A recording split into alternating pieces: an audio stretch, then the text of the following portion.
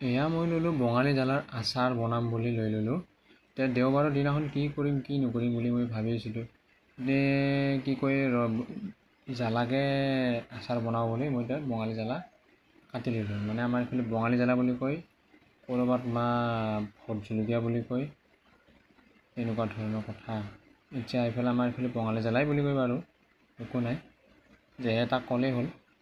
এতিয়া মই ধুনীয়াকৈ ইয়াত কাটি মেলি তেল গৰম কৰি, মিঠাতেল গৰম কৰি, লগতে নিমখ আৰু এইফালে কি কয় মছলা এইবিলাক দি ধুনীয়াকৈ বনাম। ইয়াক অলপ ৰ'দত দিব লাগিব, অলপমান ভাজি ল'লে বেছি ভাল হয় জলকীয়াটো, কিন্তু মই তেনেকুৱা কৰা নাই, এনেই ডাইৰেক্টলি হেৰি কৰি দিম।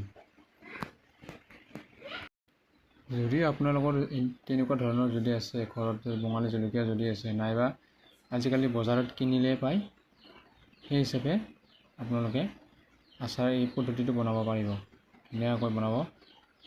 কিনাৰ কোনো প্ৰয়োজন নাই, ঘৰতে বনাইছে যিহেতু ধুনীয়াকৈ ফ্ৰেছ মাল ধুনীয়াকৈ খাব পাৰিব। লগতে আৰু কি কয় অকণমান মানে মছলা মছলি দি দিব, আৰু বেছি ভাল লাগিব।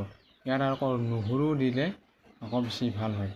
নহৰু, বঙালী জলকীয়াই, এইফালে কি কয়